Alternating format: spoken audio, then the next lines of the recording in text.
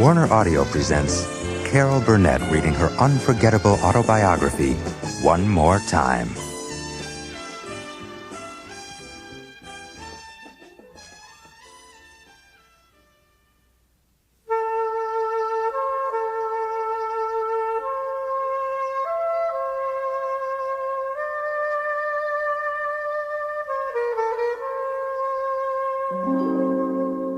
Los Angeles, California, 1986. Dear Carrie, Jody, and Aaron, when you were all little girls, I'm sure you recall my telling you countless stories about what it was like when I was little. I remember the three of you would roll your eyes to heaven because you'd heard it a million times, and I don't blame you. It had to drive you nuts. But now that you're older and I'm older, I felt that it was important to go through it all one more time, to let you in on my growing pains, dreams, goofs, and what have yous, so that maybe you could figure out, in case you'd ever want to, how your mom turned out to be the kind of hairpin she is. Lord knows I can't. And more than anything, I wanted you to get to know Nanny and Mama and Daddy, since there's no other way now. I wrote it for you, but it turned out that I wrote it for me too. And I hope you'll do the same thing someday for yours and for you. So, here goes. My earliest memories are of being bathed in the kitchen sink in the old house. I couldn't have been much over 2 because I fit in it. Mama kept the door and the stove open, and I'd stare at the waves in the air the heat made. I remember her drying me, holding me, kissing me, and putting me to bed, and it felt good. Sometimes she'd wake me up after I'd fallen asleep when she'd pull my thumb out of my mouth, and that made me mad. She left for somewhere after that. The sidewalk was all cracked and wavy, like little hills, and the weeds pushed their way up through the cement. I had to roller skate there anyway because they wouldn't let me out of their sight, and they could watch me from the swing on the front porch of the old house. It was hard to skate there, and I kept falling down and getting sores on my knees. Screamed so loud when I'd see the iodine coming that they finally decided to let me skate on the wood floor in the slanted hallway. I'd stand at the high end of the room, and I'd put my hands out in front of me and roll to the other wall, stopping myself with my palms. Then I'd hang on to the furniture and half walk and half skate back up to the starting point and begin all over again. They didn't seem to care that my skates scratched the floor and made deep marks in the wood. They were Nanny and Goggy, my grandmother and great-grandmother. If I really begged her, Nanny would take her teeth out and smile at me. I never saw anything so funny in my life. One time I hid her teeth from her, and she really got mad, and she said she'd never smile for me again if I didn't give them back to her right away. I was around 3, and I didn't have to go to school yet, so Nanny took me everywhere she went. I was crazy about her. I was worried, though, because she wasn't well. She kept feeling her wrists all the time and talked about skipping beats. At night when she was asleep, I'd sometimes grab her wrists and try to feel something, and I never could, but as long as her chest was moving up and down, everything was okay. I was Nanny's little shadow, and that was just the way I wanted it. Mama and Daddy weren't around anywhere. They were in a place called Santa Monica, California. I went out there to be with them. I think I was around 4. I don't remember much of the trip. I just remember being with them for a while. They were still living together then.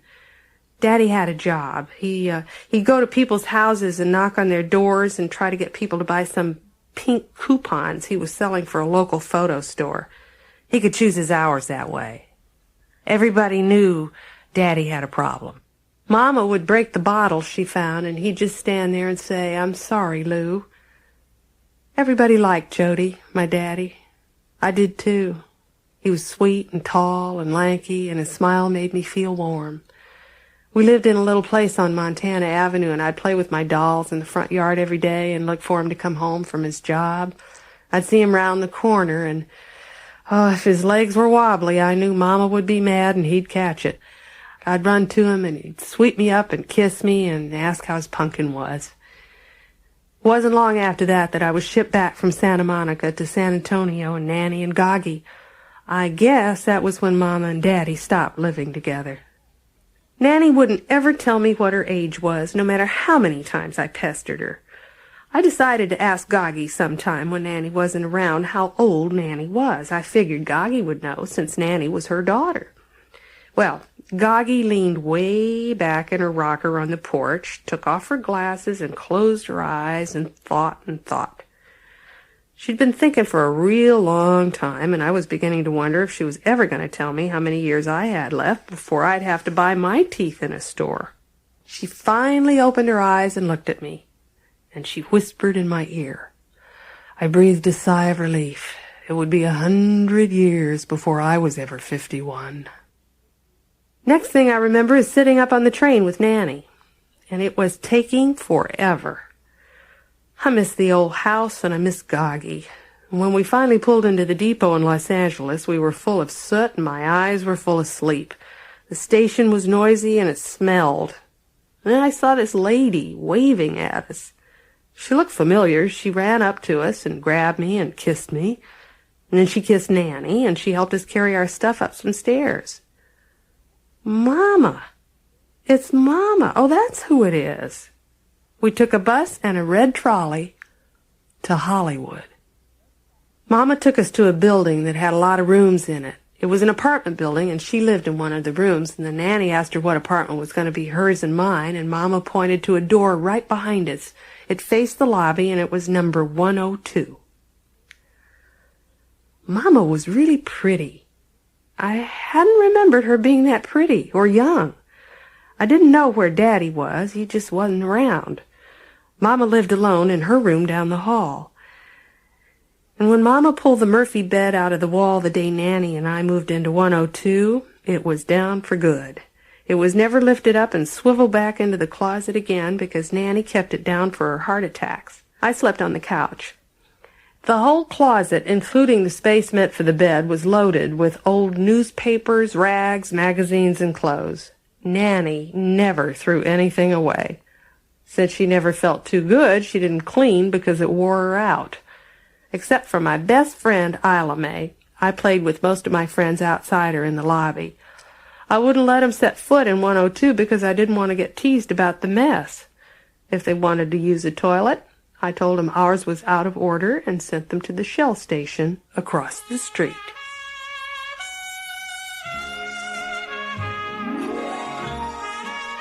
We lived on the first floor in a 3-story building on the corner of Yucca and Wilcox, 1 block north of Hollywood Boulevard.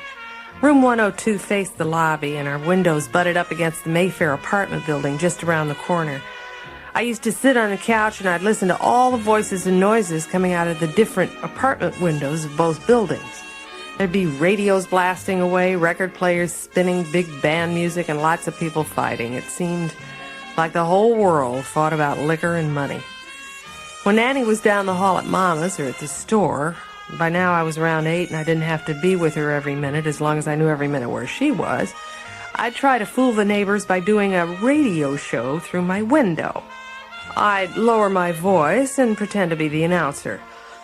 Welcome once again, ladies and gentlemen, to our show featuring the brightest new talent to appear on the Hollywood scene in a long time. And then I would introduce my, quote, discovery of the week, unquote, me, and proceed to interview myself. I would ask myself to render us a little ditty without benefit of musical accompaniment, and then I would belt away at the top of my lungs. I tell ya, I was thrilled once when the man next door at the Mayfair opened up his window, stuck his head out, and screamed at me to turn that goddamn thing off. There are about 100,000 movie houses on Hollywood Boulevard from La Brea to Gower. I could see a double feature, cartoons, news, and coming attractions for 11 cents. I averaged 3 trips a week to the movies. Sometimes I saw as many as 8 second runs in 5 days if Nanny and I hit the boulevard on Keno night at the Admiral. We'd get in before 1 or 6 o'clock so we could beat the prices. Isla Mae and I would go together on Saturdays and then come home and play the movies we'd just seen. There was lots of jungle stuff. Nyoka, Queen of the Jungle, Sheena, another Queen of the Jungle, lots of pirate stuff, Tyrone Power, and lots of Betty Grable. I taught myself the Tarzan yell. I had the upper hand in our relationship because Isla Mae always played the second leads. Nanny liked Isla Mae. She made us capes out of pillowcases, and we dyed them black and tied the strings she sewed on the edges around our necks. We'd put on the black Lone Ranger masks we'd bought at the dime store and run like the wind down Cahuenga Boulevard with our capes flapping behind us. And then we'd come to a screeching halt when we got to the Bank of America, where we'd flatten ourselves up against the building and hang around most of the afternoon on the lookout for robbers. Yesterday, December 7th, 1941, a date which will live in infamy. United States of America. It was Sunday, and Isla Mae and I were playing hopscotch on the sidewalk in front of the building. I was in the middle of hopping on my left foot to pick up my lagger when old Mrs. Wolfe, who lived on the second floor, appeared on the fire escape and began to scream, "We've been bombed!" I tore into the lobby and burst into 102, and Nanny and Mama were sitting there staring at the radio, and we all sat there and listened to some radio announcer talk about a place called Pearl Harbor. Now that the war was on, Mama started wearing leg makeup.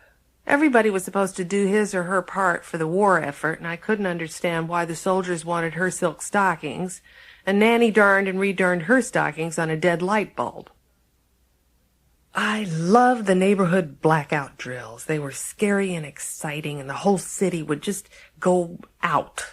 Shades would be pulled down, and maybe a candle or two would be lit, and sirens would scream away, and I'd peek out through the little rip in our window shade and look up at the black sky filled with brilliant searchlights zeroing in on pretend Japanese planes. I wondered how far away Pearl Harbor was, and if the rumors were true about some people spotting subs off the Santa Monica Pier. But I was never really scared. The war was one giant movie we were all starring in. Every day after school, and on Saturdays and Sundays when we weren't at the picture shows, the neighborhood gang and I would head for the vacant lot that was up on a hill just off Cherokee, a block away. The lot was in the process of being dug up, and the churned-up dirt made absolutely perfect trenches and foxholes. The guys were into the Robert Taylor Bataan bit, while the girls would pretend to have been sent overseas with Bob Hope's USO troop to cheer up our fighting men with our own personal rendition of Don't Sit Under the Apple Tree with Anyone Else But Me, a la the Andrews Sisters. Since the whole thing was my idea, I got to be Patty, the one in the middle. For us, World War II was what Hollywood showed us. We rooted for John Wayne and bled right along with Robert Walker. Every so often, Daddy would show up and pay us a visit, but only when he could give us $1 or $2. Otherwise, Nanny wouldn't let him in. He was usually a little drunk. He and Mama would sit on the couch and talk. Sometimes he'd come over when Mama wasn't home. He'd knock at the door, Nanny would open it, and he'd reach in his pocket, hand her $1, and wobble into the room. He was always real sweet and polite, though. Mama started drinking. Not much at first. Things weren't too good between Nanny and Mama. They fought just about all the time, about money and about our not having any. Nanny would say it was awful the way Mama had brought us clear out here and stashed us in that stinky little one-room dump. We were better off in San Antonio. Sometimes, though, the three of us would sing together in the kitchen. And those were the times when Nanny and Mama didn't fight. In fact, they even laughed and enjoyed each other. Mama would brag about her good ear, and Nanny would remind her where it came from. And it made me feel closer to Mama. I look forward to these sing-along sessions because most of the other times I got the feeling that Mama was mad at me for something. She'd make sour faces and call me Nanny's little darling. And Nanny would shoot back and say it was Mama's own fault that I loved Nanny better.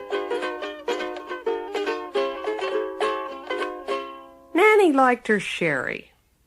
She didn't drink like Daddy or Mama, but she did like her sherry. She'd buy the little bottles and put one in a small brown paper bag. The bag would go in the large purse she carried. She'd zip it closed and safety pin the end of the zipper to the imitation leather strap. She said the robber would die of old age before he could ever figure out how to open her purse. She'd open up her purse in the dark safety of the movie theater, take out a soda cracker and eat it, and then she'd wash it down with a swig of sherry. She'd close the purse most of the way, leaving just enough room for the top of the bottle to stick through. Then she'd unscrew the cap, and keeping the bottle in the paper bag and the paper bag in her purse, she'd lift the entire purse to her mouth and drink. It smelled like cake batter to me. She'd belch softly and lock everything up again. And when it was time to leave the theater and go home, we'd go to the bathroom, and she'd empty all the toilet paper dispensers, sheet by sheet, and we'd be set for another few weeks. I don't remember being told, or even the moment I knew, but it was around this time Mama was going to have a baby. Tony was a good-looking Italian, sometimes actor Mama was head over heels in love with. She'd been nuts about him even before Nanny and I had left San Antonio. I thought he was okay. After a while, Mama started to get a big stomach, and she'd sit in the corner of the couch and cover it with a pillow whenever anybody came in. Sometime after midnight, December 12th, 1944, Mama and her best girlfriend, Lucille, walked the block down Wilcox, got on the Hollywood Boulevard streetcar, and headed for downtown L.A. That afternoon, Lucille came back alone and told Nanny and me that I had a little sister. I remember being absolutely delighted, but I got the feeling that Nanny was just glad it was done with. I don't know how they explain Christine. Mama named her Antonia Christine. The Antonia was dropped. Nanny didn't like it because it sounded too much like Tony. She was beautiful. Mama said she was the most beautiful baby she'd ever seen, and she wasn't the least bit disappointed she didn't have a boy. For the first time in a long time, Mama looked kind of happy. She had her very own little girl, and I had my very own little sister, and I adored her. I remember the first time Daddy came to visit us after Christine was born. For a while second, I thought Mama was going to sit on the baby or try to stuff her behind the couch pillows, hide her in some way, but she didn't. She was holding Chrissy in her arms. Daddy reached out to the baby and let her wrap her little fingers around his thumb. He looked a little sad. I figured I'd better go out and play. He was still there when I came back, and he said he had waited for me because he wanted to tell me something important. We went outside and started to walk around the block. He didn't say anything until we turned the corner at Cahuenga. "She's a real little doll, isn't she, Punkin?" I nodded. "You love her a lot, don't you? Your mama says you're real good with her." "Yeah." I felt funny, as if I should have more to say, but I didn't know what. He was quiet again until we hit Hollywood Boulevard. "You know, none of this is her fault." I looked up at him. "Whose?" "The baby's. It's nobody's fault, really, but it's especially not hers. You should always love your little half-sister. Someday you'll both be everything to each other. She's not my little girl, but I love her too, and I'm glad she's here for you." I didn't exactly get it, but I knew that was the important part, and that he was being awfully nice about something. And he wasn't drunk that day either. I never heard him tell anyone else that Chrissy wasn't his little girl, so I never said anything either. I never heard anybody outside of the family ever say anything about my little sister's real daddy. After a while, nobody said much of anything about it. And Mama started drinking again.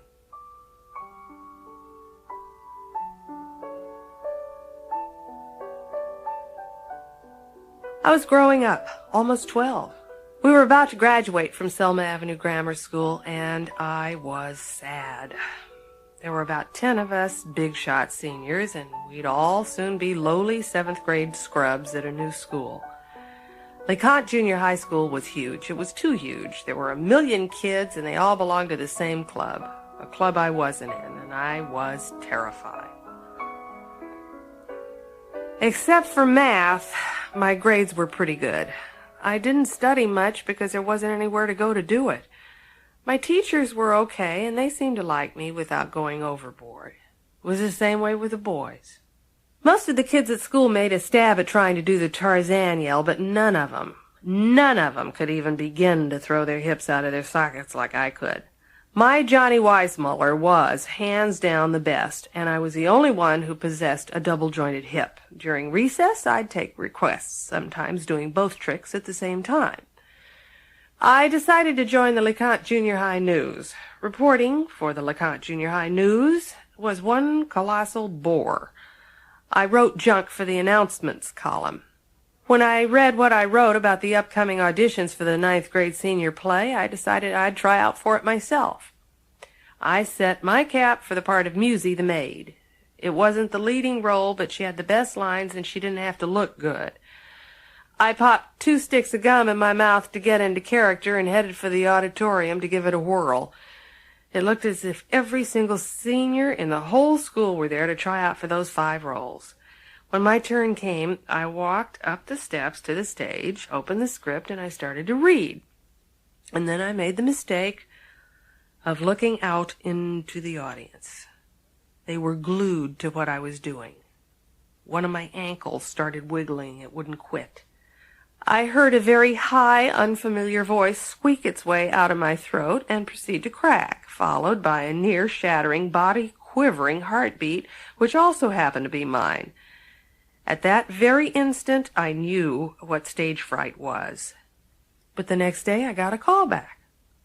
The second time around, I pretended to be the character, kind of the way Ila Mae and I always did after we'd seen a movie.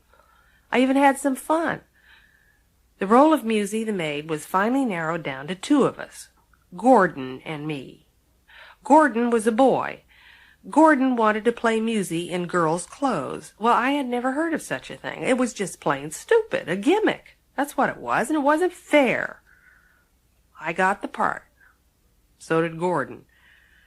There were going to be 2 performances, and we'd each get a crack at it. I'd get to play the first one, and he'd get to close. I remember we had a full house the Friday night we opened, and I did okay. In fact, I was pretty good. I cracked my gum like crazy, made faces, hollered out my lines, and I got laughs. Mama, Nanny, and Chrissy came, and they said they liked it a lot. Chrissy looked a little sleepy. Backstage, Ila Mae and the rest of our gang said that they thought I stole the show, and I wished like mad I could play it the next night, but it was over for me, and all my buddies and I agreed that I'd been gypped. I'd hardly got my feet wet. Well, okay, let Gordon have his shot. I could afford to be gracious. I was a hit. We were all in the audience the next night, Saturday. Gordon made his entrance, wearing Musie's maid uniform, and the kids roared, naturally. I mean, after all, he was a guy. The more they laughed, the less gracious I felt. And then something started happening. He wasn't Gordon in girls' clothes. He was Musie.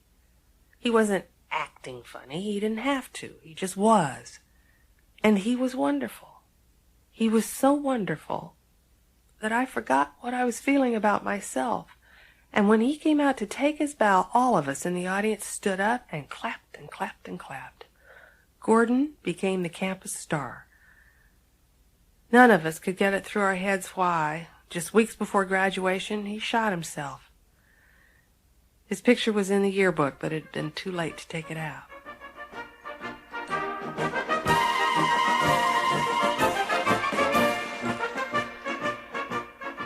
Hollywood High, bigger than life, the most famous high school in the whole wide world, and all I had to do was get up in the morning and walk to it.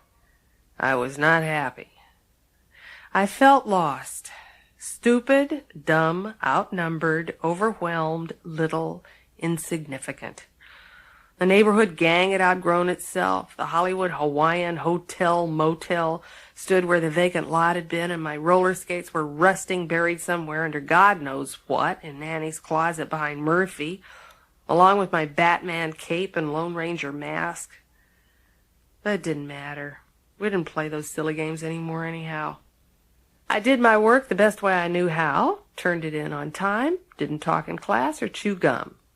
A few of the other kids started getting into trouble. They'd get caught smoking, going off campus during lunch, cutting classes, and some of the real bad ones got expelled for drinking Rheingold beer. Oh, but not me. No siree. I was a good girl. I towed the fine line between being teacher's pet and still okay with the kids. It was tricky, but I managed it. Good old Carol. Everybody's buddy. But you know, sometimes it was as if I were two different people. The one who thought things and the one who said and did things. And I couldn't for the life of me bring the two of them together. I don't know what I thought might happen if I did, but whatever it was, it scared me. It scared me enough to keep a wall up. Mama called it my shade. She'd say, "Carol, sometimes you don't act like you're in there. When you pull that goddamn shade down, there's just no talking to you."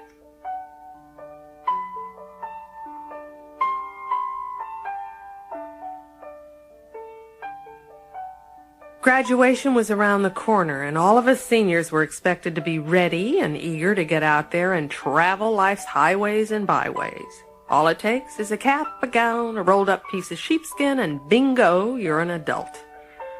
And I didn't know what I was going to do. I wasn't ready for the future. I could barely deal with what was going on now. Nanny said that I should get a job, save up for Woodbury secretarial school, and go on the prowl for a rich husband in an office somewhere. "You don't want to do any of that," the other me said. "I know, but I don't know what I do want to do." "Yes, you do." "What?" "UCLA. I applied. UCLA. I'd been accepted. But the hitch was the tuition. Our rent was clear up to $35 each and every month. And even before I asked the question, I could hear Nanny's answer: "Forget it. UCLA is out, period. No way." But yes, there was. Yes, there was a way. I'd get to go. I didn't know how, but I would get to go.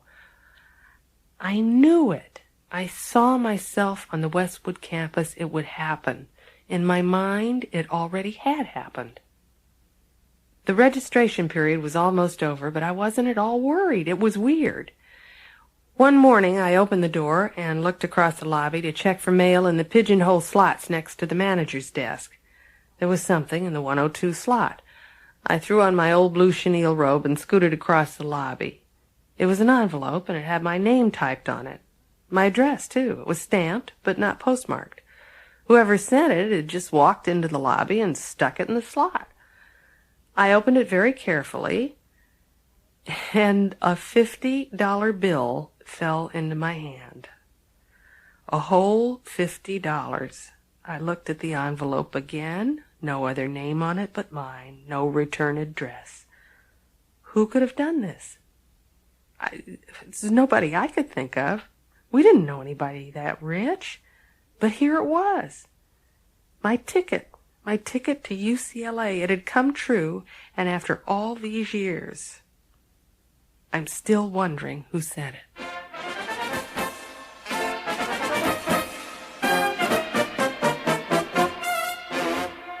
$13,000 students.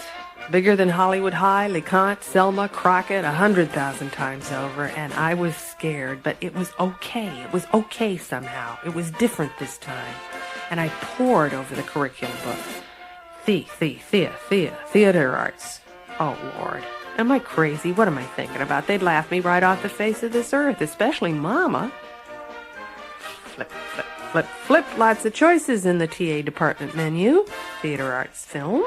Theater arts English. Whoa. Theater arts English.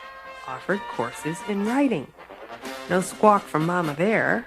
And Annie wouldn't know the difference or care. No, it would be okay. It wasn't too late. I'd only be a few days behind. But what I couldn't tell either one of them was that down deep, I wanted to be an actress. I'd never said it out loud, and I still didn't. I could hardly say it to myself. But I thought about all the times Isla Mae and I had played Betty Grable and June Haver, Sheena, Nyoka, and Brenda Starr. I remembered pretending to be a whole radio show and belting away out the window in 102, trying to fool the neighbors next door at the Mayfair. Those were the times I felt alive. Not when I drew pictures, and not when I wrote stories and columns for the school paper. No, the time I came to life was the times I wasn't me. Because I'd changed my major, I was late in signing up for the acting class, acting 2A, and I turned out to be the odd one in class. By the time I reported, the students had already paired off and were busy rehearsing scenes to be performed in front of the teacher and the class in a matter of 2 days. I memorized, and I crammed like crazy, and Friday came very fast. The stage in the tiny classroom was about 6 inches high, and I tripped stepping up on it. I turned around. introduced my presentation, and I got it out. I was word perfect.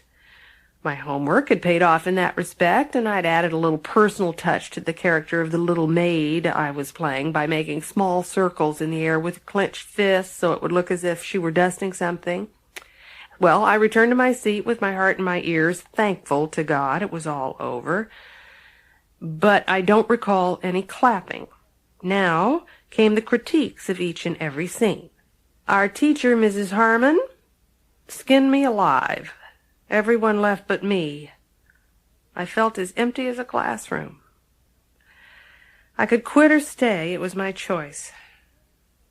I decided to stay. I had nowhere to go but up. I was teamed for the next scene work with a guy named Dick Danute. We were the only ones nobody chose, so we were stuck with each other. We chose to do a part of Noel Coward's Red Peppers, a one-act comedy about an English music hall couple. And this time, the class laughed. Lord, it was a good feeling being up there and enjoying myself. Mrs. Harmon laughed and gave Danute and me an A.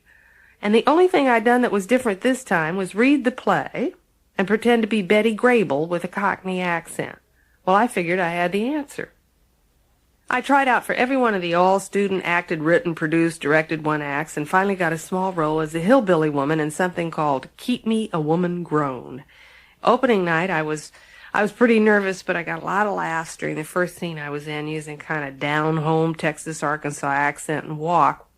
In the second scene, I re-entered and said the line that was written for my character, Effie, which was, "I'm back." I don't know what happened, but I couldn't get the next line out. The audience started screaming, clapping, and stomping its feet. At first, I didn't know what hit me. I thought something had happened behind me, like the scenery falling down or something, and then it dawned on me. They were reacting to Effie, to me. Well, I tell you, it began in my stomach, a feeling, a good feeling, a warm something.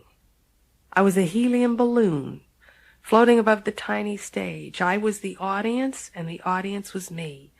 I was happy. Bliss. I never wanted to lose it. And I knew then that for the rest of my life I would keep sticking my chin out no matter what to see if I could ever feel that good again.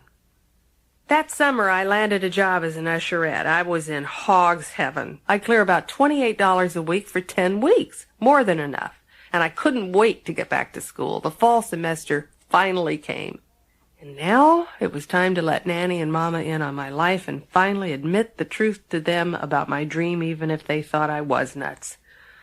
I invited them to come to the opening performance of a scene I was doing from Call Me Madam. I remember peeking through the curtain trying to spot Nanny and Mama and Chris. They weren't there, and there weren't too many empty seats left in the small auditorium. I peeked out again, and then I saw Nanny, and I could see Chrissy behind her.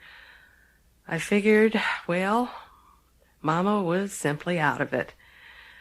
The house lights were just dimming down when I peeked out again, and I saw the auditorium door open in the back, and I spotted somebody in a familiar old 3/4 length red coat standing there looking around for a place to sit. It was Mama. She seemed to be walking pretty straight, and she found an empty seat in the middle of a row toward the back. The house lights went completely out, and the piano overture began, and I realized I was a wreck. After the show, all the performers and their friends and families had gathered in the audience, and the Call Me Madam scene had brought the house down, and my family had been there. Nanny was beaming and blowing her nose, and I hugged and kissed her, and Chrissy was jumping up and down. I felt a tap on my shoulder, turned around, and I looked down at Mama. She had tears in the corners of her eyes, and then she winked at me, and I hugged her. She'd pulled herself together that night and looked better than she had in ages, and she'd come through for me, even if it was for only one night, and I was so happy it scared me. She squeezed me back and whispered in my ear, "You really were the best one." Oh, God. Why couldn't it always be like this? At the end of my first year, I won the Theater Arts Department Award as the most outstanding newcomer, and I brought the award home and I showed it to Nanny and Mama. They thought it was nice.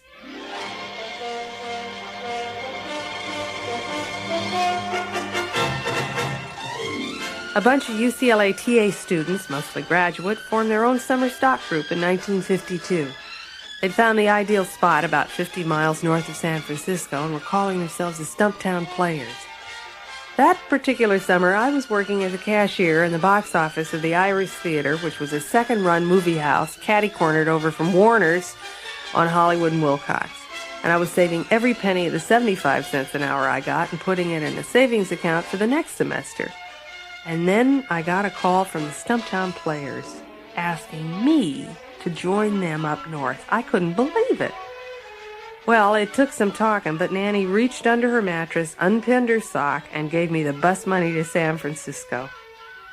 That fall, I plunged right back in at school, trying out for every single show that was holding auditions.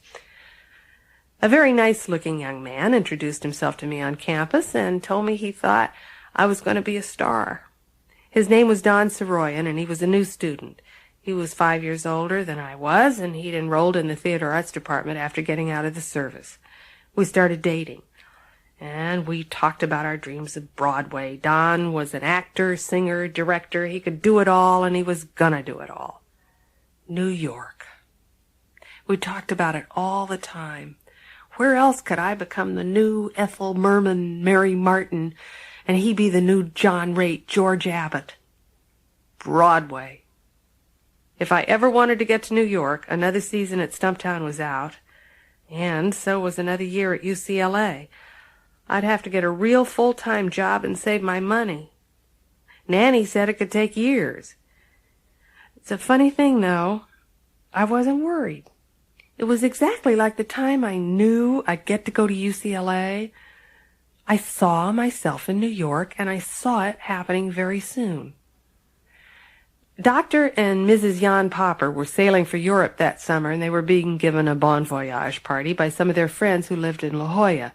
Dr. Popper, the head of the music department, asked the class to join him and his wife as their guests and perform our scenes at the party as entertainment for the evening. Transportation would be provided. For the 8 or 10 of us in the workshop, it meant a posh Saturday evening, mingling with San Diego society, plus all the food we could eat. Besides, we all liked the Poppers. It was a beautiful night, with dinner and dancing under the stars. The men were in black tie, and there was chiffon everywhere, on the ladies and in the desserts. After coffee, there were champagne toasts to the Poppers, and then Dr. Popper stood up and graciously began to introduce the entertainment for the evening. Us. After the show, I was starved, and I was back at the buffet table in no time flat, loading down a plate with some fancy-looking cookies when I felt a hand on my shoulder. I turned around and looked right into the dark eyes of a stocky, 50-ish, black-tied party guest. There was a woman standing next to him, and they were both smiling. He introduced himself and his wife and reached out to shake hands. Don joined us, and I introduced him to Mr. and Mrs. C. "Well, we sure did enjoy you kids a lot," we thanked them. He looked at me. "So, what do you want to do with your life? You want to do this?" "Yes, I think so. Yes, we both do very much," I answered. "Well, why aren't you?" Don spoke up. "Well, all the musical theater is in New York. So, go to New York." The man was beginning to get on my nerves. I looked him directly in the eye, and I said evenly, "Money."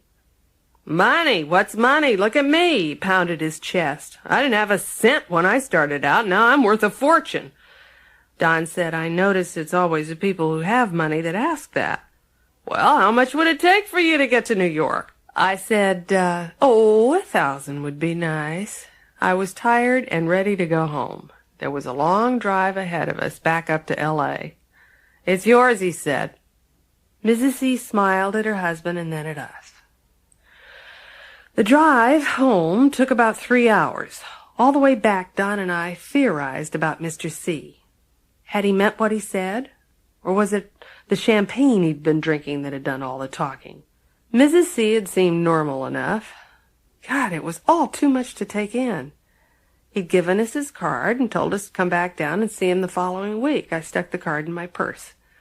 Don and I met during our lunch break the following Monday at school. I was up to my neck in finals, and I'd been cramming all weekend. My eyes looked like stoplights. Before we knew it, I had the card out and we were pooling our change and feeding it into a payphone.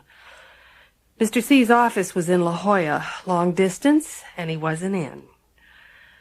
Well, we borrowed some more change and called him again that afternoon. His secretary put us right through. He didn't even say hello. He just asked us when we were coming down. We made an appointment for Friday at 9 a.m. Oh, God, we didn't have a car, and La Jolla was a 1,000,000-mile trip. We managed to borrow an old Buick from a friend and scrape up every nickel and dime we had together for enough gas. One way. The old car heated up a couple of times, but we found ourselves hovering outside Mr. C's office building at 5 minutes to 9. We paced for 4 minutes, and we went in. The secretary was hanging up her coat and told us to take a seat. He wasn't in yet. I had to go to the bathroom, something awful, but I didn't dare move. About 15 minutes later, she answered a buzzer. "He'll see you now." She opened the door for us, and we went in. He was sitting behind an enormous desk 2 miles across the room. We just stood there. He finally spoke. He repeated exactly what he'd said that night, only this time it sounded like a totally different sentence. "So, what do you want to do with your life?" We told him, and we told him New York was the only place to do it, the musical comedy capital of the world. "Why do you want to do this?" He looked at me. "Because I don't think I'll ever be happy doing anything else." "What makes you think you'll succeed?" "I don't think it. I know it." I amazed myself with the simplicity of that statement. I wasn't bragging. I just told him what I believed. Mr. C paused again. "Well, I think you might have a good shot at it. Tell you what, I'm going to lend each of you $1,000. You can pay it back in 5 years, no interest. I want you to promise to use the money to go to New York. It's enough for a ticket. You can stretch out the rest till you can find a job. Might take a little time, tough business." We promised. He buzzed for his secretary to bring in the checks. He'd already made 'em out. I had never seen that many zeros in my whole life. We thanked him over and over and started to get up. Wait a minute. We sat back down. "There are stipulations here. Aside from this being a loan, you can't tell anyone my name." We nodded. "Also, when you do make it, you have to promise me you'll help other people out. Doesn't have to be in show business, just help 'em out, like I've helped you. People you think might need that one little break. Got it?" Got it. I saw the movie. It was really going to happen. Someone I hadn't even known existed 1 week ago, and out of the blue, stranger pops into my life, plops $1,000 in my lap, and bang, my whole world does a flip-flop. It was eerie, because all this happened right after I had seen myself in New York. It wasn't wishful thinking. I just plain knew it, felt it. I just hadn't known the how, that's all. And now I did. Mr. C had been the how. After finals, our friends gave Don and me a farewell good luck, give 'em hell New York party, a happy, sad occasion. There was a lot of speech-making, and after I had tearfully thanked everybody, somebody shouted, "Okay, Burnett, what's going to be your first Broadway show?" And I didn't even have to think about it. A picture flashed in my mind, and I shouted, "A musical, and George Abbott will be the director." It took 5 years, but that's exactly what happened.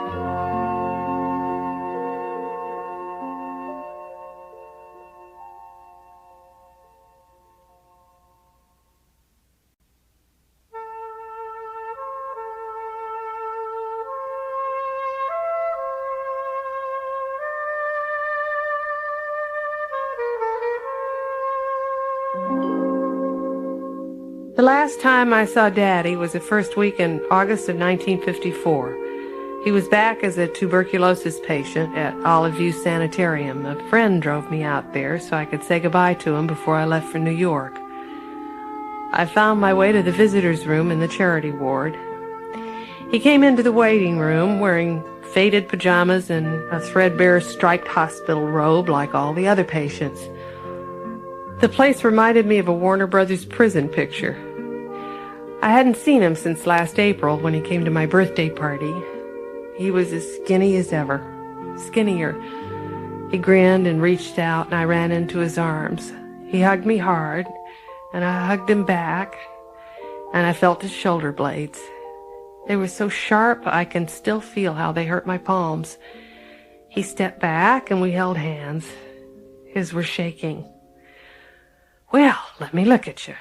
He smiled broadly, and his teeth looked brown and neglected. His face was gray. I could see little tears in the corners of his eyes, and I smiled back, but it was hard. "Well, Punkin, so you're on your way to New York. Your mama wrote me." "When?" "Soon, Daddy, next week." Well, my goodness, how about that? We sat down, and he started to cough and spit into a small bottle he had with him. It lasted a few minutes. "It's getting a whole lot better. They analyzed the sputum, and if it's still clear the next couple of months, I'll get sprung from here and get to go home." He tried to sound cheery. I had no idea where his home was. He'd been in and out of Olive View for so long that I didn't think he had one, so I didn't want to embarrass him by asking, and I kept quiet. He went on, "You know, Punk, I haven't had a drink in almost a whole year, and I feel terrific." "Well, you look terrific, Daddy." "Well, I feel terrific." He shifted in his seat. Listen, hey, why don't we mosey into the ward so I can stretch these pins of mine out on the bed, huh? What do you say? These old chairs aren't so hot." I nodded. We walked slowly through the TB ward past the rows of beds, and he greeted his roommates cheerfully and seemed proud to show off his daughter, who was paying him a visit. Some of the men were reading, some were playing cards, some were dozing, and all of them were coughing. We reached his bed, and he looked relieved as he stretched out his narrow frame on top of the covers. He was a little out of breath. "Well, so how did all this New York business come about, Punk? Tell me." I told him all about the man in San Diego who lent me the $1,000 and how I decided that now was the time to go to New York because that's where Broadway is, and that was what I really wanted to do, and I wanted to be a musical comedy actress just like Ethel Merman and Mary Martin, and that I was going to give myself 5 years to make it, which meant to me to be able to pay the rent, and if I didn't earn a theatrical living by then, well, then I'd just come back home and try something else like journalism, teaching maybe. He said, "Well, Punkin, it sounds as if you have your life all mapped out pretty good there." He didn't say a thing about pipe dreams. He looked at me for a little bit, and then he asked, "Well, you know anybody in New York?" "No." "Well, you've never been any further east than Texas." "Yeah, Daddy, I know." "You scared?" "No. Yeah, a little." "Well, that's okay." He shifted a little and covered his feet with his blanket. "Are you any good?" "I don't know, Daddy. I think so." I opened my purse and gave him the envelope containing the theater award I'd won at UCLA and the stack of varsity and homecoming show reviews I'd clipped out of the Daily Bruin. Enough, I felt, to impress any smart New York agent.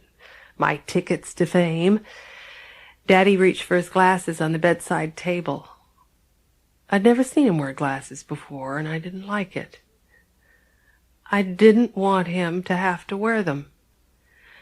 He put them on, and I noticed that there was a safety pin in one of the hinges, and he read each clipping very carefully. When he finished, he handed them back to me. "Well, you must be pretty darn good to have all those nice things written about you." I blushed a little. You still draw your pretty little pictures?" "Oh, gosh, Daddy, not for a long time." "Well, I always loved your pretty little pictures." "How's Nanny? Your little sister, Christine?" "They're fine, Daddy." "Well, boy, I'll bet Nanny's sure gonna miss you. You've always been her little girl, you know. Your mama and I were doggone lucky she could take such good care of you. Doggone lucky." He took my hand. "Well, you go ahead and you do what you have to do. You'll be a success, I know it. I'm just sorry I never got to see you in any of your school shows, but Lou wrote me and told me you surprised the heck out of her when she saw you. She said you were real good. Of course, our whole family's musical, so you come by it naturally. I squeezed his hand. He squeezed back. Well, I mean, looky here, no complete stranger is going to lend you that kind of money unless you're pretty special. Daddy, I think I better go. My ride has to get back before it gets dark. Sure thing, Pumpkin Kid. I stood up. Now, you remember, when you get to Broadway, you better get me a ticket to opening night. I promise. He swung his legs over the side of the bed and fished for his slippers with his big toe. Don't get up, Daddy. I know the way out. I'll write you as soon as I'm settled. And when I get a job, I'll send for all of you. You and Mama and Nanny and Chrissy. That would be great, he said. And I knew he meant it. I bent over to him and we hugged. He wouldn't let me kiss him. I turned away and he called to me. Carol? Yes, Daddy? I wish I could have given you the money. I know. I love you, Carol. I love you too, Daddy. I turned around again and walked past the rows of beds. I looked back, and he blew me a kiss and waved. I rounded the corner and peeked back for another look. He never saw me.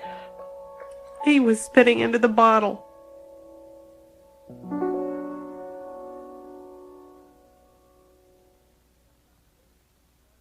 I got a room at the Algonquin Hotel. The Algonquin Hotel.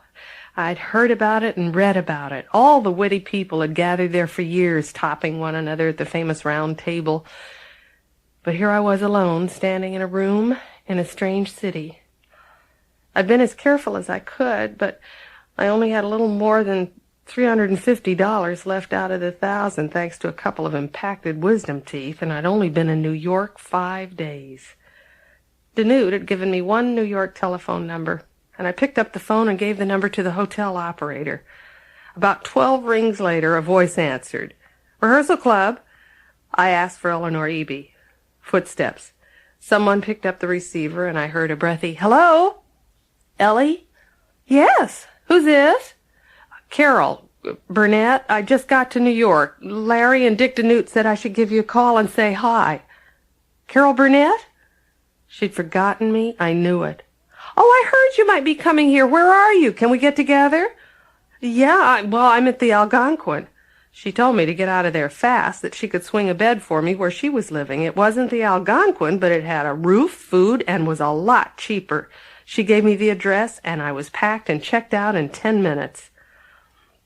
The rehearsal club had been established years before and was endowed by a bunch of rich New York society women who wanted to help young ladies who were seriously interested in pursuing a theatrical career. That's why the rent was so cheap. Our ladies of the fund, as the girls called them, contributed the rest. The club was famous. The play and the movie Stage Door had been written about it, and the room I shared with 4 other girls could have come right out of the play. I moved in. I had a home in New York at last. It finally occurred to me that I had absolutely no idea what I was supposed to do now. So, I asked questions and copied everybody else. Mama used to say, nobody gives you anything in this world, baby. You make your own breaks. It was a Saturday night, and I was sitting on my bed, staring out the large window at the courtyard next door. The club was quiet. One of my roommates, Tinker, had left a newspaper on her bed, and I picked it up and turned to the theater section. The ads for the show were so beautiful. And there it was again, his name, George Abbott. George Abbott's The Pajama Game, starring Janice Page, John Raitt, Carol Haney, Eddie Foy. Wait a minute. I grabbed my tweed coat out of the community closet, threw my clear plastic raincoat over it, and ran out into the downpour. The St. James Theater was about 10 or 11 blocks away, and when I got to the stage door, I waited in the rain until the show was almost over, and then I slipped inside. It was my first time backstage in a Broadway theater. After the curtain calls, I spotted Eddie Foy headed for his dressing room, and I stood right in front of him. Eddie Foy Jr. looked at me, and he said, Yeah, kid, what? What do you want? Do I know you? Oh boy, this was it. I explained to him that a neighbor of ours in Hollywood had suggested that I look him up when I got to New York. This neighbor had worked with Eddie, and since I was in show business too, maybe Eddie could give me some advice about the business. And I went on and on and on, and I was just about to launch into how musical our entire family was when he stopped me. Okay, what do you do? What do you sing? You dance? Maybe I could get you an audition for a replacement in the chorus. He was nice. I told him I didn't have a trained voice, and I told him I wasn't a trained dancer, and I was proud of my honesty. He looked frustrated. Well, then I don't get it. What kind of a job do you want? Mr. Foy, I'm afraid I'd have to have a featured role. I remember a pause. He finally said, Kid, where you livin'? And I gave him my phone number, and he made an appointment for me to actually meet his agent, who politely skipped through my scrapbook and glanced at the publicity picture that my grandmother didn't like, and he said he'd keep me in mind if anything came up. So I asked him what I should do in the meantime, and the agent jokingly said, well, why don't you put on your own show? I thanked him and said goodbye. What a good idea.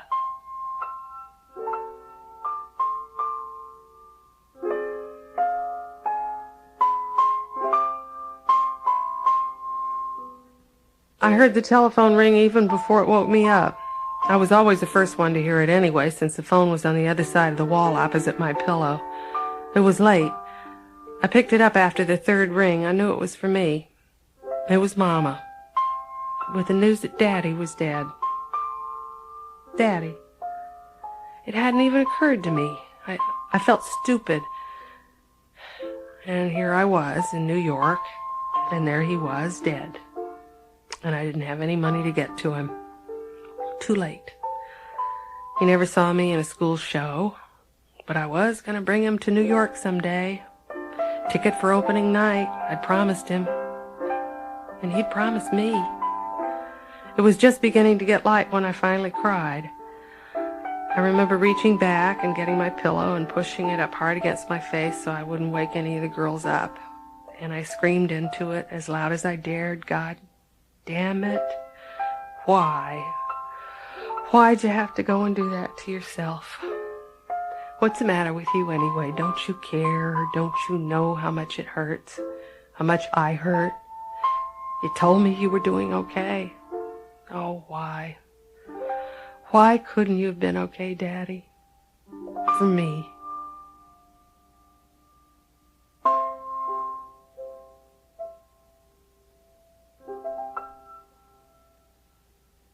Dawn finally arrived, and I was never so glad to see anybody in my whole life. I took one look at him and fell in love all over again. It felt so good not to be lonesome anymore. UCLA had invaded West 53rd, and we were all broke. Don and I resumed our steady relationship, but we were never alone long enough to suit me. There was no place to go to be alone. It was 1955, a new year. The club came back to life, and so did I. And as a bonus, I was elected club president. I'd been stewing for 3 months about something Eddie Foy's agent had said to me. Why don't you put on your own show? Well, why not? Why not? He'd been kidding, but I wasn't. So the new president called a meeting. I told them what I wanted to say, what this meeting was all about. It wasn't easy, but I convinced them that we could put on our very own show. I roped in Don and Bruce and Frank for another meeting the next night, and we wound up meeting every night for the next 2 weeks planning. Lots of planning. We had the cast, 20 of us, all girls. We had the director, producer, Don, the writers, and the scenic designer. We'd each be responsible for our own costuming. It was all falling into place. We had just about everything, except the show, the theater, and the money. We kicked around lots of ideas and finally settled on a show about a show. Why not let the audience in on how our review was born? And every one of us would get a solo shot at showing our stuff in the second act. Perfect. So we got in touch with our ladies of the fun, the wealthy women who sponsored the club, and invited them to a rough run-through of the first act.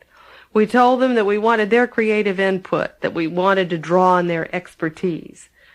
It was a total con. What we really wanted to draw on was their pocketbooks, but we had to win them over first. Well, our ladies of the fund came through, not only with enough to rent the hall, but an extra 100 to boot for any added expenses, like postage and programs and scenery. And the night was here, March 3rd, 1955, our opening night. The place was packed. I stood in the wings waiting to go on for my big comedy number in the second act, absolutely shaking with fear, and then out of nowhere, I hit a calm. I remember thinking, this is it. If they don't like me, I'll quit. So please, God, please make them like me. I heard my cue, and I started trembling again. I was going to sing Monotonous, the Eartha Kitt number from New Faces in 1952. It was a complete takeoff on her original version. And when I finished, I got 3 bows and lots of bravos. I wouldn't have to quit after all. Thank you, God. And to top it all off, the agents were introducing themselves to us, passing out business cards and asking me for my phone number. The week after the show, I met with representatives from MCA, William Morris, and just about every other agency I'd ever heard of and not heard of. Don got calls about his directing, and he was running around on interviews too, and it was working out just exactly the way we'd planned it. And the man I liked the best was from a management company. His name was Arthur Willey, and he wasn't like any of the others. He really seemed to care about what I was going to do with my life. He didn't try to push me into anything, and he said that no matter whom I signed with, he would always make himself available to me if I needed any advice.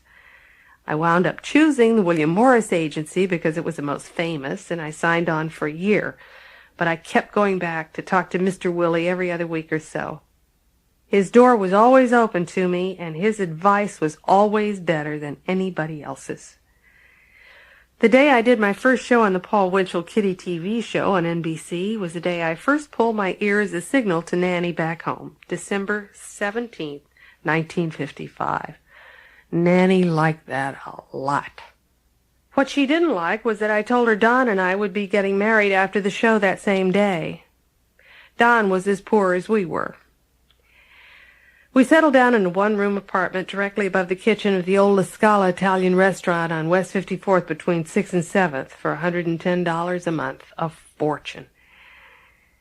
But it was all just fine, exactly the way I pictured it. Every show business couple is supposed to struggle at first. It's part of it. Makes it all the more wonderful when the big break comes. But then I started to get luckier than Don. That fall, I auditioned for a CBS talent search project, doing the material I had worked up with a young writer named Ken Welch, and we were sent up the ladder to Gary Moore. Gary Moore was the star of his own CBS TV morning show 5 days a week, and on Fridays he introduced new young talent to his audience. I remember how friendly he was when he introduced himself to us and how he made us feel right at home. When we finished, he came up to us and he said he would put me on his show the following Friday and any time we had any new material, and all we had to do was call him and he'd book us. So Ken and I went to town coming up with new stuff as fast as we could. And then I got a Merry Christmas call from Mr. Willey.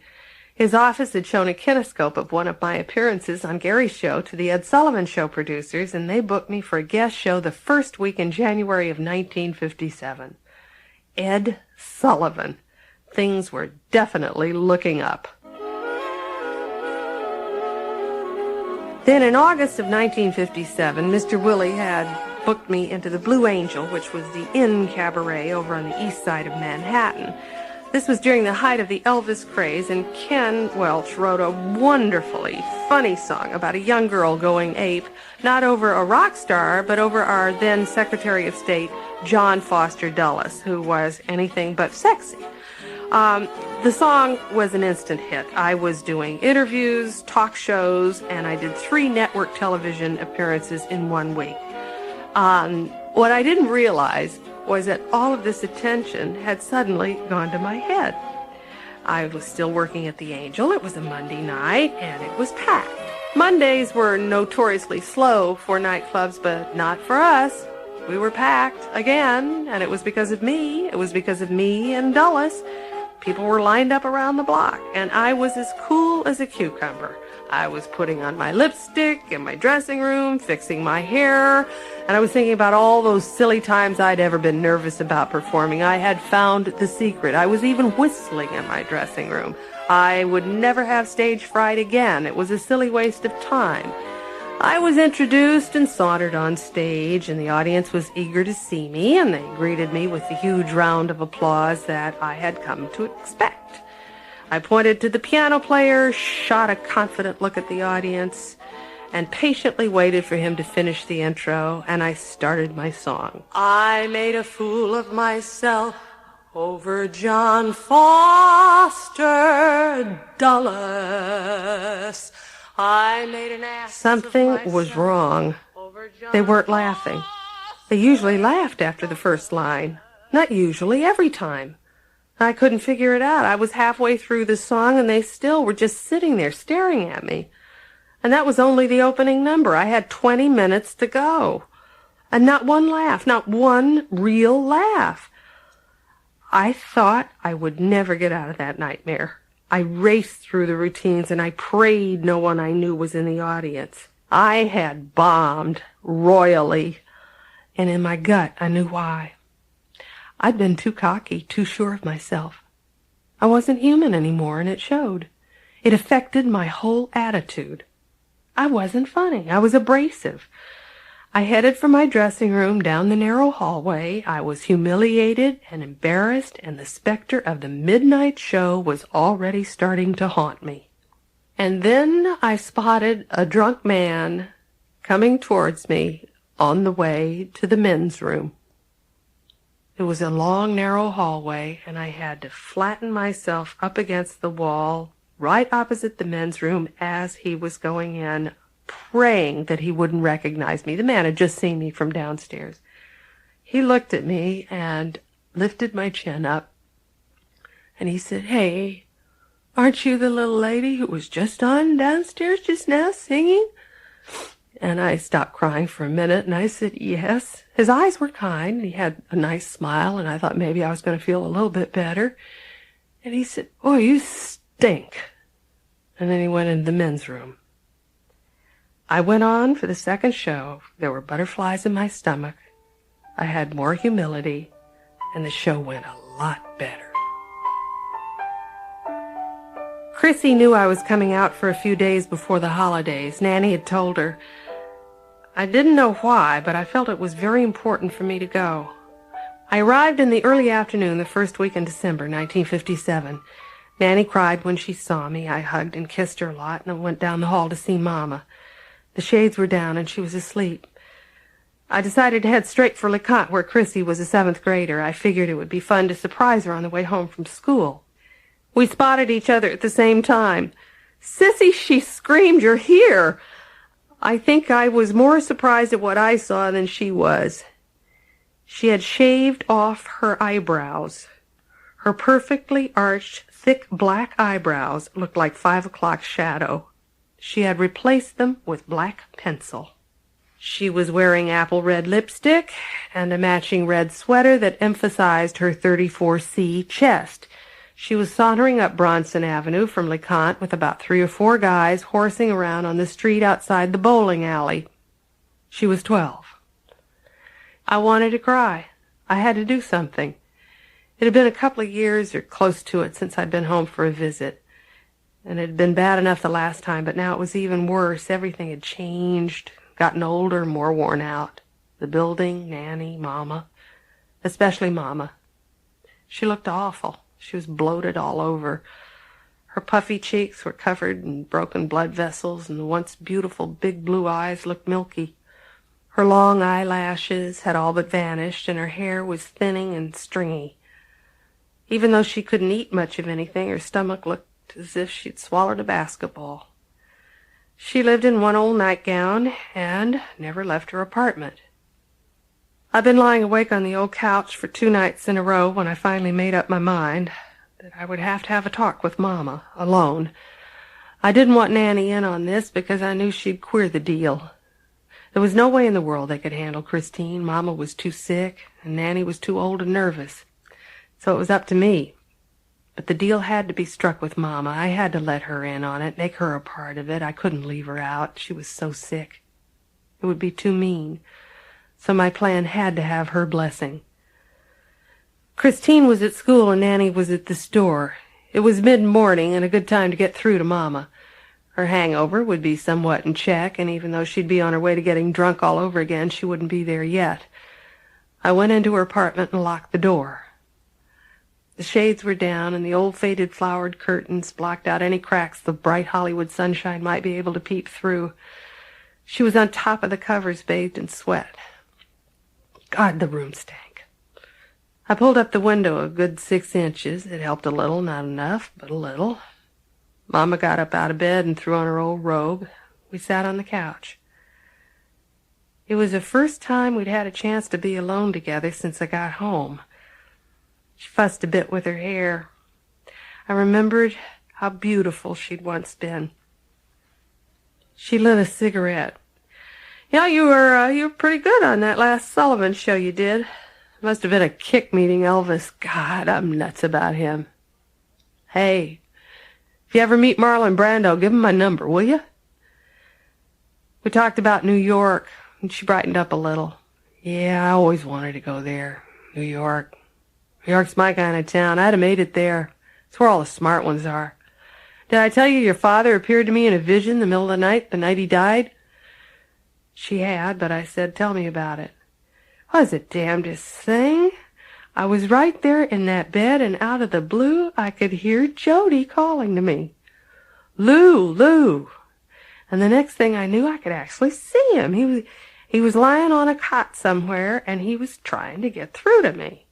That was 3 years ago, and I remember it as if it was yesterday. I felt the lump in my throat. Mama inhaled the smoke. Well, I got right up out of that bed, and I started phoning all over town to track him down. I knew he was trying to reach me. I knew it. My intuition never fails me. You know that. And this was a goddamn vision. Something was definitely wrong. And I got a hold of a few of his old cronies, and I finally found out he was in some dump in Venice Beach. Well, I woke up Christine, and we got dressed, and we took the streetcar and a bus clear out there. It was damn near dawn when we found him, but we found him. He still had TB, plus pneumonia. Christ. She ground out her cigarette in the old Stork Club ashtray she'd had for years. She sighed and she went on. There he was, lying there in this filthy shack, surrounded by a bunch of passed-out winos. I heard he'd gone off the wagon and was on the streets in Venice. Her voice broke. He was dying, Carol. She got up and poured herself a shot. She was shaking, and she turned and pointed her finger at me. I always loved Jody. I want you to know that, baby. He was weak as hell, but there never was one sweeter. Never. Oh, God, he was so thin. He was so awfully thin.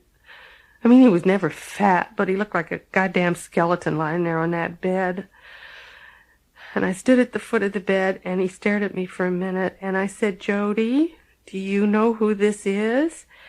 And he said, you were once my wife. Well, that did it, Carol. I started crying, and I couldn't stop. She reached for another cigarette, and she lit it. We were both crying now, and she wiped her eyes with her fingers. Oh, Christ, life. Mama, I said, let me have Christine. Let me take her to New York. She looked at me. For how long? For keeps? She looked scared. Well, how about just for Christmas? She'd get a big kick out of that. Mama, please, she's growing wild out here. Let me have her. You know I'll take good care of her. I love her, too. We didn't say anything for a while, and then Mama looked at me.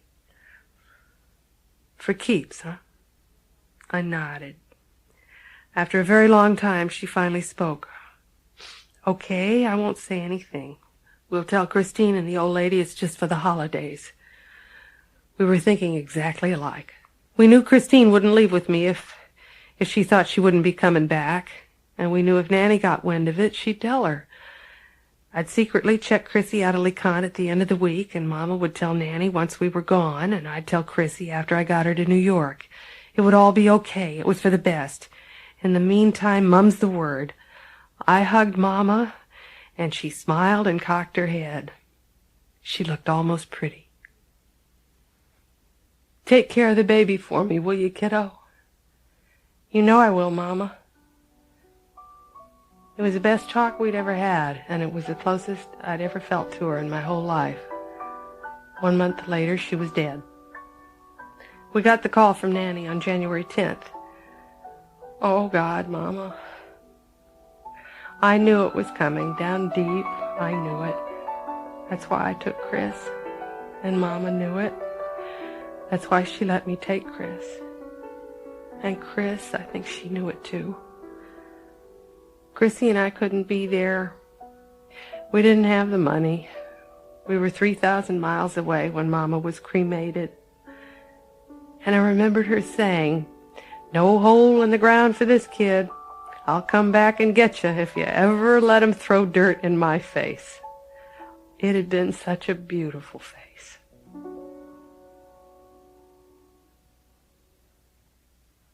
The year flew by, and Don and I were apart almost as much as we were together. It was February 1959 when I got a call to audition for a revival of Rodgers and Hart's Babes in Arms. The producers were going to open it in Florida, work out the kinks, and bring it to Broadway in the fall of '59. My God, Broadway, at last. And the part was mine. It had to be. That's why I'd come to New York in the first place. Okay, so my first show wouldn't be with George Abbott, as I'd always thought. That's okay. I didn't get the part. When I returned to the apartment after the audition, Chrissy put her arms around me, and I let myself be cuddled by my 14-year-old sister.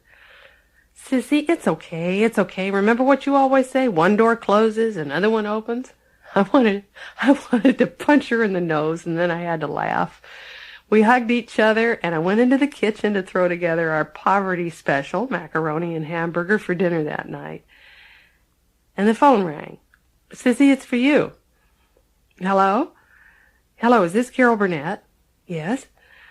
"Are you free to audition for a show this afternoon? We're starting rehearsals in 2 weeks, and we open in May at the Phoenix Theater. It's a musical based on The Princess and the Pea, the Hans Christian Andersen fairy tale about—" I knew the story.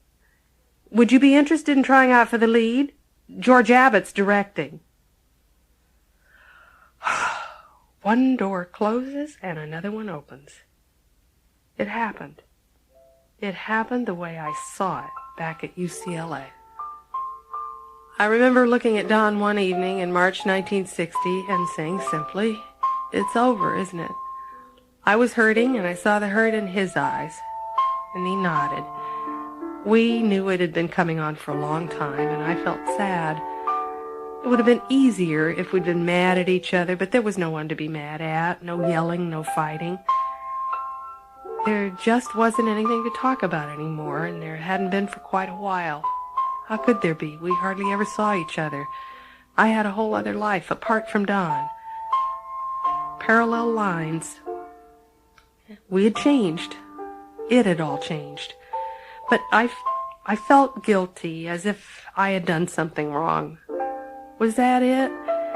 Was it because I got all the breaks? Was it because I was doing what I came to New York to do, and it hadn't happened exactly the way we dreamed it would? I wondered what would have happened if I hadn't kept pushing so hard to get married. If we'd given ourselves a chance to go after our dreams separately, would we have made it? Would we have even married? I didn't know then, and I don't know now, but it was over, and we parted as friends, which was what we had always been.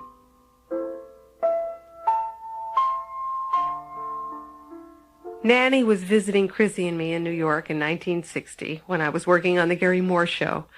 The show was in the top 20, and I was doing really well. Chrissy was home for Thanksgiving from boarding school. She was settled and happy. Life was beautiful. I was 27 and Chrissy was 16. Nanny was 75 and having the time of her life. This was her first time in New York, and she was living it up. One night, the three of us were having dinner in my Central Park South apartment when she suddenly looked up at Christine and me and asked us where we wanted to be buried. Who, me? Chris asked. Either one of you, both of you. Where do you want to be? I said, Nanny. I haven't really given it much thought, but, well, I don't know. If I have to make a choice right now, I think I'd pick New York because, well, I found my happiness here. Me too, Chrissy said. Nanny shot us both a hard look. Bull, if the two of you think I'm going to fly 6,000 miles a year to put flowers on your graves, you're crazy. Nanny died in 1967. She was 81 and had a 40-year-old boyfriend who was a jazz musician in Redondo Beach. She was buried 2 doors away from Nelson Eddy, just up the hill from Tyrone Power, and there's no birth date on her tombstone. She's got to love that. Last August 18th, 1985, I went back for the first time in years to Yucca and Wilcox and 102. The people who live there now let me go in alone and sit for a while. I took my tape recorder. I walked in and I just stood there for a few moments, and I pressed the on button. Well, I'm here. I'm in 102. It's August of 1985. And the last time I lived here. In this neighborhood, it was 1954 when I left to go to New York. It's as small as I remember it. Murphy bed is gone. They put a shower curtain up over the hole in the wall. Closet is still in there. Almost looks like the same carpet. Oh, Mammy. I'm looking out the window, and I'm looking out at the Victory Garden area just below the window. Oh, man, I used to run up and down that strip of dirt. It's the same kind of white tile in the kitchen. Hasn't changed. And I'm walking now into the little dressing room. And, closing the door. It's a mirror. Full-length mirror. It's not cracked anymore. Somebody fixed it.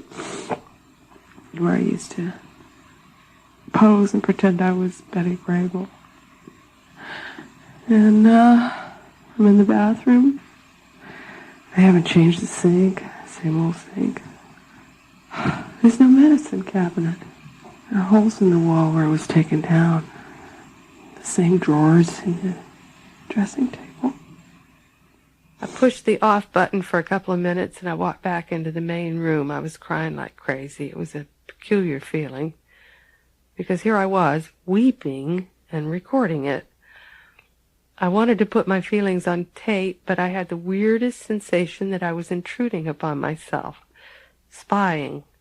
I was getting in my own way. Time out. I let myself go, and it felt good. A couple of minutes went by, and then I pushed the on button. You think when you're going to go back that it's going to look different? Maybe smaller because you're taller? I don't know. But this is just the way I remembered it. It's the same walls, the same size, the same colors. Oh, I remember lying over there with the chicken pox and Daddy sitting just about where I am now. And Daddy was out. Oh, it's something. It's really something. Off. On. I've been here about maybe 15 minutes. I think it's enough. This will be the last time I'll ever see it. I know that. All the years I've dreamed about this room. I was redoing it, remodeling. I was opening it up, breaking down walls, redecorating. I redid this place I redid the whole building, and it hasn't changed. I guess I think it's time to go.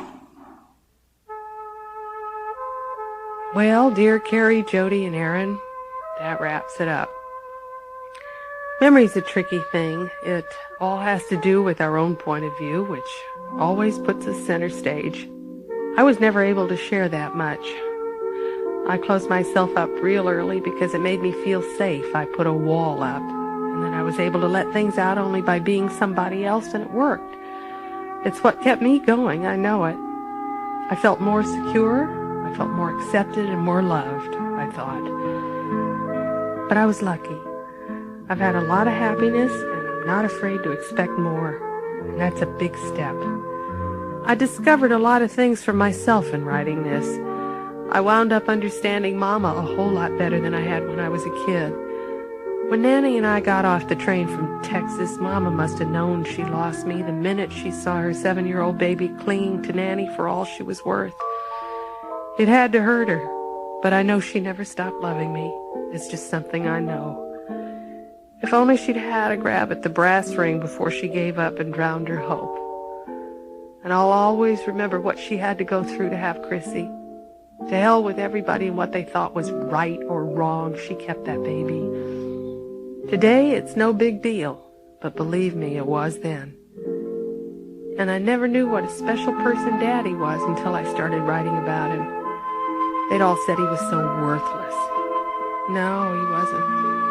I don't believe he had a hateful bone in his body. Some people might say that's why he didn't survive. I'd like not to think that. He had a disease and it killed him. And Nanny. She's the toughest one to figure out. I can't, and there's no sense trying. She tried to act like the weakest, but she was the strongest. And like any of us, she hung on the only way she knew how, but she pulled us through. She gave Chrissy and me what little stability our childhood had. She loved us, and she showed it, and we knew it. They were all okay. They all loved me the best way they knew how. And maybe, one day, I'll be able to let them go. I'm 52 now. I'm 1 year older than that dark secret age Nanny was way back when Nanny wouldn't tell anyone how old she was, and I wormed it out of Goggy that hot summer day on the porch in San Antonio. That was the day I wanted to know how long it would be before I'd have to put my teeth in a glass by the bed the way Nanny did. And when Goggy whispered the forbidden number in my ear, I was shocked and relieved at the same time. Shocked that Nanny was so very old, and relieved that I had such a long way to go before I'd need store-bought teeth. I still have my teeth, and I'm not so old. And I love you very much, Mom.